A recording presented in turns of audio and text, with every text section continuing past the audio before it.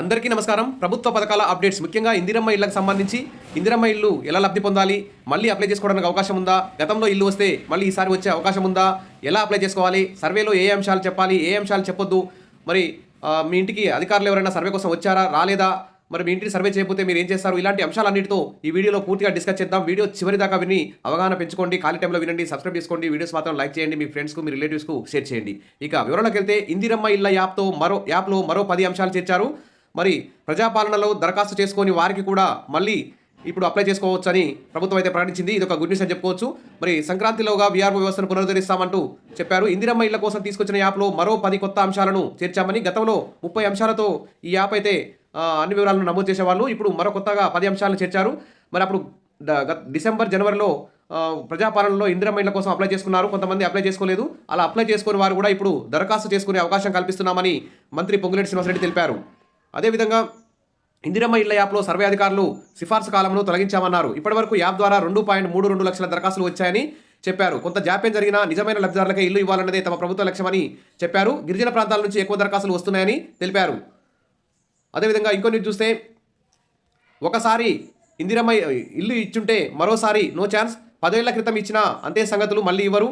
ఇందిరమ్మ ఇళ్ల పథకం నిబంధనలు, కఠిన నిబంధనలు జారీ, గ్రామ సభల్లోనే లబ్ధిదారుల పేర్లు చదివాకే ఎవరు అర్హులో వారిని నిర్ణయిస్తారు. 3 దశల్లో వడపోత, గత లబ్ధిదారుల జాబితాలు కూడా సిద్ధం చేస్తున్న ప్రభుత్వం. గతంలో ఏ పథకంలో భాగంగానైనా ఇల్లు పొంది ఉంటే ఇక ఇందిరమ్మ ఇళ్ల పథకం వర్తించకుండా ప్రభుత్వం కఠిన నిబంధనలు తీసుకొచ్చింది. 10 ఏళ్ల క్రితం అలా ఇల్లు పొంది ఇప్పుడు మళ్ళీ ఇందిరమ్మ ఇంటి కోసం ప్రయత్నిస్తే అడ్డుకోవాలని ప్రభుత్వం స్పష్టమైన ఆదేశాలు ఇచ్చింది. అందుకు వీలుగా మార్గదర్శకాలు కూడా జారీ చేసింది. నిబంధనలు మరింత కఠినతరం చేసింది. మంత్రివర్గ ఉపసంఘం ప్రభుత్వానికి సిఫార్సు ఈ విధంగా చేసింది. 10 ఏళ్ల క్రితం ఉమ్మడి రాష్ట్రంలో అమలైన ఇందిరమ్మ పథకంలో ఇల్లు తీసుకున్న ఆ కుటుంబాలకు ఇప్పుడు ఏమాత్రం ఇల్లు వచ్చే అవకాశం లేదని ఆందోళనకు గురిచేస్తుంది.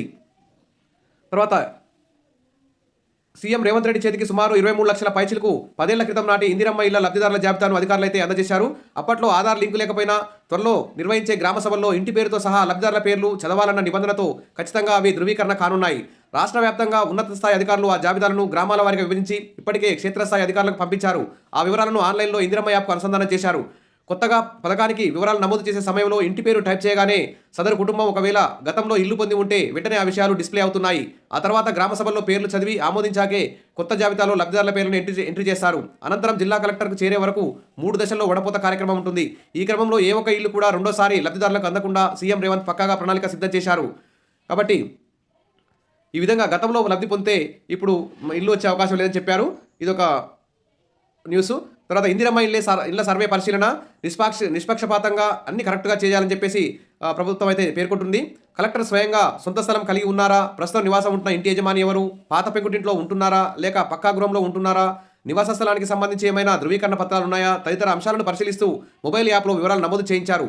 ఒక్కో దరఖాస్తుదారుడి వివరాలను నమోదు చేసేందుకు ఎంత సమయం పడుతుంది, రోజుకు సగటున ఎన్ని కుటుంబాల వివరాలు నమోదు చేస్తున్నారు, సర్వే సందర్భంగా క్షేత్రస్థాయిలో ఏమైనా ఇబ్బందులు ఎదురవుతున్నాయా, ఇప్పటివరకు ఎంతమంది వివరాలను సేకరించారు, ఆన్లైన్లో ఎన్ని వివరాలను అప్లోడ్ చేశారని చెప్పి అడిగి తెలుసుకున్నారు.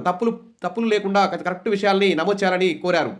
పొరపాట్లకు తావు లేకుండా సర్వే ఈ నెల 31లోగా ఇందిరమ్మ ఇళ్ల కోసం అప్లై చేసుకున్న ప్రతి దరఖాస్తుదారుడి ఇంటికి వెళ్ళి సర్వే చేయాలని మరి ప్రభుత్వం అయితే కీలక ఆదేశాలు జారీ చేస్తుంది. తర్వాత పరిశీలన చేసిన సర్వే వివరాలను మొబైల్ యాప్లో ఎప్పటికప్పుడు నమోదు చేయాలన్నారు. దీనికి సంబంధించి ప్రతి 500 మందికి ఒక సర్వేయర్ను నియమించుకోవాలని, సర్వేలో ఇందిరమ్మ కమిటీ సభ్యులను కూడా భాగస్వామ్యం చేయాలని, ఎక్కడైనా ఇందిరమ్మ కమిటీలు ఏర్పాటు కాకపోతే వెంటనే ఏర్పాటు చేసుకోవాలని, ఏ గ్రామంలో సర్వే నిర్వహిస్తారో ముందు రోజు రాత్రే ప్రజలకు డప్పు కొట్టి సమాచారం ఇవ్వాలని ఈ విధంగా సూచనలు కూడా చేయడం జరిగింది. ఇక్కడ చూస్తే ఇక ఈ ఇందిరమ్మ ఇళ్ల యాప్లో సంబంధించి సదరు దరఖాస్తుదారుడి ఇంటికి వెళ్ళి ప్రతి ఇంటి నివాసానికి సంబంధించిన ఫోటోలు తీయాలి, గోడలతో సహా ఫోటోలు తీసి అప్లోడ్ చేయాలి, అలాగే వారి సర్టిఫికెట్లు తీసుకోవాలి, అలాగే రిజిస్ట్రేషన్ డాక్యుమెంటు లేదా సాదా బైనామా కాగితమైనా కానీ, ఇంటి పన్ను రసీదు లేదా సాదా బైనామైనా సరే తీసుకొని ఆ స్థలం యొక్క పట్టా కాగితాన్ని మరి 5 MB కుదించి అప్లోడ్ చేయాలి. దరఖాస్తుదారుడి ఫోటోలు ఇంటి లోపల తీయాలి, ఇంటి బయట తీయడంతో పాటు సదరు వ్యక్తి ఇందిరమ్మ ఇల్లు మంజూరుకు అర్హుడా అనర్హుడా కూడా నమోదు చేయాలి. నిజానికి యాప్లో సదరు దరఖాస్తుదారుడి పూర్తి వివరాలు నమోదు చేసి సర్వే చేయాలంటే ఉదయం 7 నుంచి రాత్రి 7 గంటల వరకు సర్వే చేసినా అందులో అన్ని సవ్యంగా ఉంటే 20 మందికి మించి చేయలేమని కార్యదర్శులు చెప్తున్నారు. అయితే ప్రభుత్వం మాత్రం రోజుకు 50 ఇండ్లకు పైగా సర్వే చేయాలని చెప్తున్నారు. కాబట్టి ఎక్కువ దరఖాస్తుదారులు ఇండ్లు ఉన్న గ్రామాల్లో అదనంగా సిబ్బంది నియమించాలని, వారికి ప్రత్యేకంగా ఐడీలు కేటాయించి పాస్వర్డ్లు ఇవ్వాలని చెప్పేసి అధికారులు అయితే కోరుతున్నారు. ఇక అష్ట కష్టాలు పడైనా సర్వే చేస్తామని చెప్తున్న పంచాయతీ కార్యదర్శులు 1-2 అంశాలపై మాత్రం బలంగా వ్యతిరేకత అయితే వినిపిస్తున్నది. కాబట్టి మొత్తానికి దాదాపు కత్తి మీద సాముల ఇందిరమ్మ ఇళ్ల సర్వే ఒత్తిడి పెంచిన సర్కార్ రోజుకు 50 ఇళ్లకు పైగా సర్వే చేయాలని హుకుం, అన్ని సవ్యంగా ఉన్న 20 మించి చేయలేమంటున్న అధికారులు, లబ్ధారుల ఎంపిక మెడకు తమకు చుట్టుకుంటుందన్న ఆందోళన. కాబట్టి ఈ సర్వే పూర్తయ్యేసరికి దాదాపు డిసెంబర్ నెల వరకు కంప్లీట్ అయ్యే అవకాశం ఉంది. జనవరిలో ఖచ్చితంగా గ్రామ సభల్లో వాళ్ళ లబ్ధారుల పేర్లు చదివి లిస్టుని ఫైనల్ లిస్టు తయారు చేస్తారని చెప్తున్నారు. ఇంకా ఎవరైనా గతంలో అప్లై చేసుకోకపోతే ఇప్పుడు కూడా యాప్లో అప్లై చేసుకోండి. మీకు తెలియకపోతే నెట్ సెంటర్కి వెళ్ళి అప్లై చేసుకోండి. మీరు కూడా మీ గ్రామ కార్యదర్శిని కలవండి. ఇవ్వండి ఈరోజు ఇందిరమ్మ ఇళ్లకు సంబంధించిన అప్డేట్స్. ఇందిరమ్మ ఇల్లు ఎలా పొందాలి అనే అంశాల మీద మన ఛానల్లో వీడియోస్ అయితే వస్తాయి. సబ్స్క్రైబ్ చేసుకోండి, లైక్ చేస్తూ ఉండండి. Thank you.